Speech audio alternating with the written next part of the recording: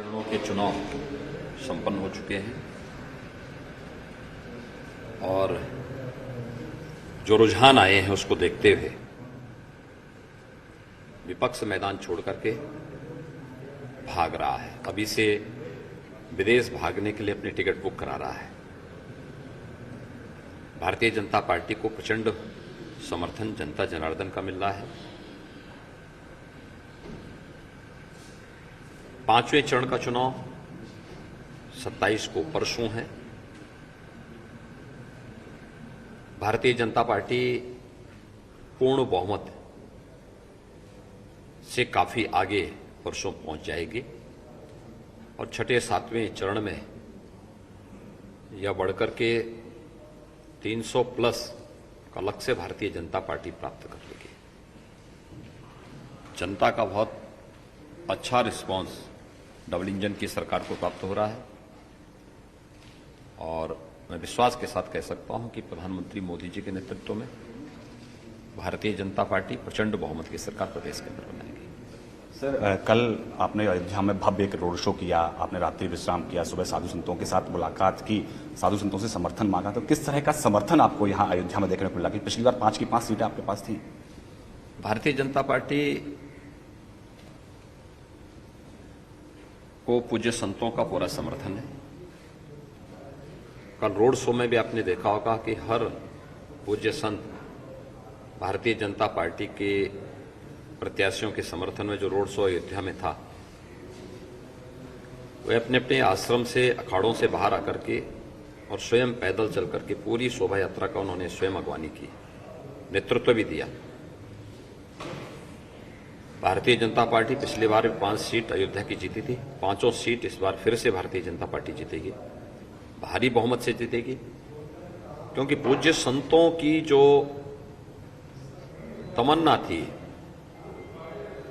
अयोध्या में श्री राम जन्मभूमि पर भगवान राम के भव्य मंदिर निर्माण का, 500 वर्षों के इस इंतजार को भारतीय जनता पार्टी ने दूर किया और प्रधानमंत्री मोदी जी के कर कमलों से 5 अगस्त 2020 को अयोध्या में श्री राम जन्मभूमि पर भव्य मंदिर निर्माण का कार्य भी प्रारंभ हो चुका है। अब कोई संदेह ही नहीं इस मामले में, अयोध्या दुनिया की सुंदरतम नगरी बनेगी, इस दिशा में एक प्रयास प्रारंभ हुआ है। अयोध्या में पंचकोशी का हो, 14 कोसी या 84 कोसी, इन सभी के सुंदरीकरण पुनरुद्धार की कार्रवाई के साथ ही अयोध्या के अंदर जो वास्तव में जिसका हकदार अयोध्या थी, उस प्रकार के कार्यक्रमों को लेकर के भारतीय जनता पार्टी की डबल इंजन की सरकार कार्य कर रही है। आज अखिलेश यादव भी यहाँ अयोध्या आ रहे हैं, रोड शो करेंगे। आपका 3 किलोमीटर का रोड शो, अखिलेश यादव का 8 किलोमीटर का रोड शो। कह रहे हैं कि हमको बहुमत मिल गया है। देखिए, वह तो अपने पार्टी के कृत्यों के लिए माफी मांगने के लिए उनको अयोध्या आना चाहिए। अयोध्या की जनता को उन्हें पूछना चाहिए कि 5 साल मुख्यमंत्री के कार्यकाल के दौरान वह कितनी बार अयोध्या आए थे। दूसरा, राम भक्तों पर चलाई गई गोलियों और बर्बर निर्मम हत्या के लिए समाजवादी पार्टी कब माफी मांगेगी? मुझे लगता है इतना सा जवाब अगर पूछ लेंगे तो समाजवादी पार्टी को जनता का जवाब अपने आप मिल जाएगा। धन्यवाद हमसे बात करने के लिए। कैमरा पर्सन शर्मा के साथ पवन गौड़, रिपोर्टर टीम, अयोध्या। तो मुख्यमंत्री योगी आदित्यनाथ को आपने सुना एक्सक्लूसिव न्यूज 18 पर, और एक बहुत महत्वपूर्ण बात उन्होंने अपने इस इंटरव्यू की शुरुआत में ही कही। उन्होंने कहा अखिलेश यादव दरअसल टिकट भी कटवा चुके हैं। आपने देखा होगा 2 दिन से एक टिकट की चर्चा हो रही है सोशल मीडिया पर कि वो जैसे ही नतीजे आएंगे उसके बाद वो लंदन चले जाएंगे। उस पर आज मुख्यमंत्री योगी आदित्यनाथ ने भी मुस्कुराते हुए इस बात का जिक्र किया और दावा किया बीजेपी को प्रचंड बहुमत मिलेगा, जीत मिलेगी, ये उन्होंने कहा। और ये भी कहा कि अखिलेश यादव को अयोध्या आना चाहिए माफी मांगने के लिए, ये बात वो कहते हुए यहाँ पर नजर आए। और यकीनन जो कल रोड शो किया उन्होंने, उसके बाद जिस तरह से भीड़ थी, लोगों का उत्साह था, पुष्प वर्षा हुई उन पे, उसका वो भी जिक्र करते हैं। आज वो सुबह हनुमानगढ़ी गए, उसके बाद उन्होंने रामलला के भी दर्शन किए, साधु संतों से मुलाकात हुई। वो हर तस्वीर न्यूज़ 18 ने आपको सबसे पहले दिखाई और अब उनका एक्सक्लूसिव इंटरव्यू भी हमारे सहयोगी पवन ने अभी किया। आपने देखा बातचीत की मुख्यमंत्री से और वो बीजेपी की जीत को लेकर आश्वस्त नजर आए और अखिलेश यादव पर उन्होंने सवाल भी उठाए। न्यूज़ 18 पर सीएम योगी ने बाकायदा दावा भी किया, 300 से ज्यादा सीटें जीतेंगे। बीजेपी का जो अयोध्या में ये कहे कि नतीजे रहे वो भी रहेंगे और पूरे उत्तर प्रदेश में भी 300 से ज्यादा सीटें जीतने का मुख्यमंत्री ने दावा किया। तो आज की सबसे बड़ी खबर जो है वो आपको बता दें, मुख्यमंत्री योगी आदित्यनाथ ने एक बार फिर से अखिलेश यादव को सवालों के घेरे में खड़ा किया। कहा आप अयोध्या आइए, आपको आना चाहिए और माफी मांगनी चाहिए। आज अखिलेश यादव अयोध्या में रहने वाले हैं, देखते हैं वो क्या प्रतिक्रिया देते हैं इस पर। अयोध्या दौरे के दूसरे दिन सीएम योगी ने चुनाव प्रचार शुरू करने से पहले पूजा की। सीएम ने पहले हनुमानगढ़ी जाकर दर्शन पूजन किया, उसके बाद रामलला के दर्शन किए। इससे पहले कल सीएम योगी ने रामनगरी में रोड शो भी किया था। तो तस्वीरें 2 दिन से लगातार अगर आप मुख्यमंत्री को देखें, कल उन्होंने रोड शो किया, अपार जन समर्थन मिला, उसके बाद आज सुबह ही वो देखे एकदम हैरान करते हुए वो पहुंचते हैं, हनुमानगढ़ी जाते हैं पहले, फिर उसके बाद वो रामलला के भी दर्शन करते हैं। और अब बात करेंगे यूक्रेन और रूस के बीच जंग की। रूस की सेना ने आज यूक्रेन की राजधानी कीव में फिर से मिसाइल से हमले किए हैं। रूस की सेना कीव की तरफ बढ़ रही है। बताया जा रहा है कि रूस की सेना केवल 30 किलोमीटर अब दूर है। 3 दिशाओं से रूस यूक्रेन में घुसा, लगातार जो है मिसाइल से हमला हो रहा है।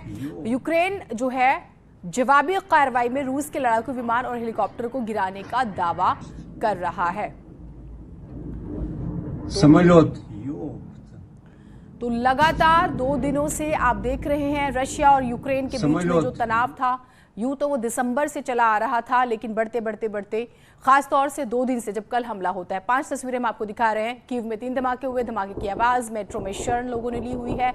कई भारतीय, क्योंकि आप जानते हैं यूक्रेन स्पेशली इंडिया से लोग मेडिकल की पढ़ाई के लिए जाते हैं, बेहतरीन माना जाता है वहां पे मेडिकल की स्टडीज को। मिसाइल से हमला चेर्नोबिल के पास जो है सेना है वो भी आप देख रहे हैं।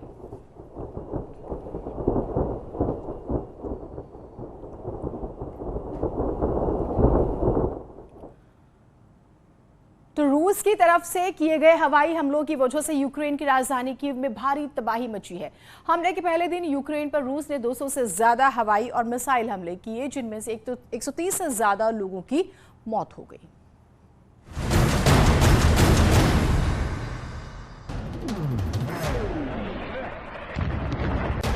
यूक्रेन में हर तरफ मातम और खौफ है। जहां देखिए वहां धुआं, लोग दहशत में हैं, लोगों की आंखें आसमान की तरफ है। कहीं रूसी मिसाइल और फाइटर जेट बम न बरसाने लगे। यूक्रेन के बड़े शहरों में लाखों लोग बेघर हो गए।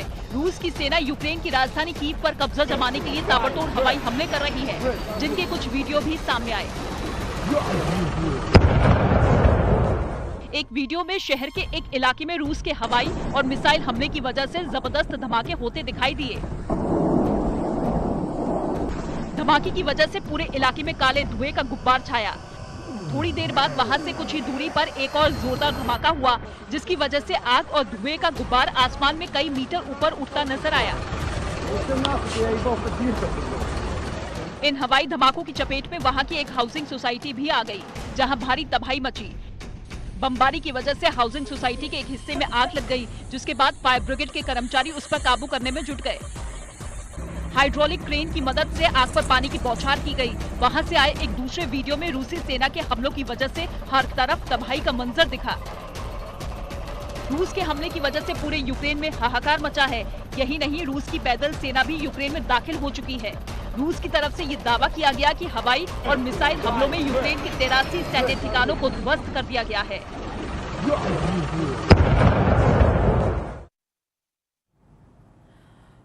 कानपुर के रहने वाले कई छात्र यूक्रेन में फंस गए हैं। कानपुर के विनोद यादव के 2 बच्चे यूक्रेन में मेडिकल की पढ़ाई कर रहे हैं।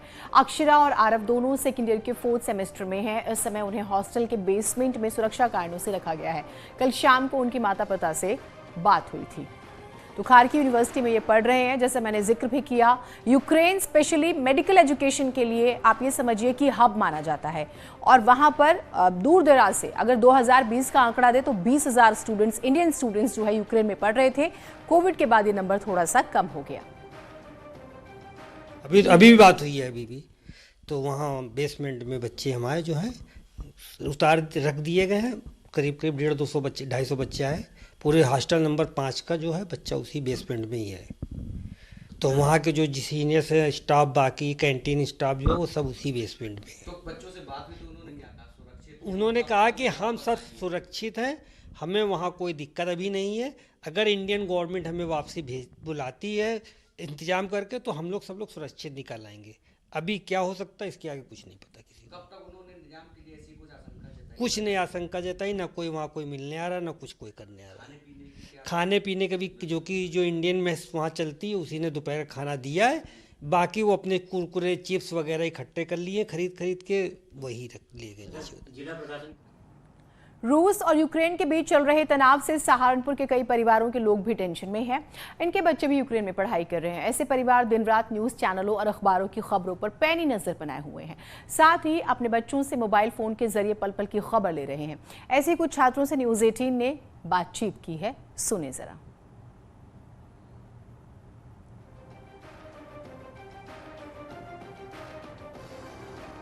सहारनपुर जिले के लगभग 10 से 12 बच्चे यूक्रेन में मेडिकल की पढ़ाई कर रहे हैं। ऐसे ही एक बच्चा सहारनपुर के चिलकाना क्षेत्र से है जो पढ़ाई करने के लिए यूक्रेन गया हुआ है। उनके भाई हमारे साथ हैं, अजीम अंसारी उनका नाम है और उनके भाई हैं, उनसे जानते हैं उनसे कब बात हुई, क्या हालात हैं वहाँ के।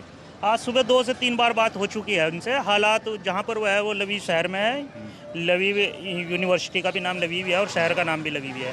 2-3 बार बात हो चुकी है। वो बोल रहा है कि वहाँ के हालात नॉर्मल हैं अभी, लेकिन एक डर जो होता है वो दिल के अंदर बना हुआ है। बहुत ज़्यादा घबराया हुआ भी है, लेकिन वैसे सही है, हालात वहाँ के सही है अभी। कितने साल हो गए उसको गए हुए? उसको 2 साल हो गए वहाँ पर जाए, सेकंड ईयर है उसका। सेकंड ईयर है। और कितना समय रहना है उनको? 5 साल की MBBS करने के लिए गया हुआ है। 5 साल के। तो घर में क्या हाल है माता पिता और सरकार? तो उन छात्रों के परिजनों से न्यूज़ 18 ने बातचीत की है। हर अपडेट आपको देंगे, एक छोटा सा ब्रेक ले रहे हैं।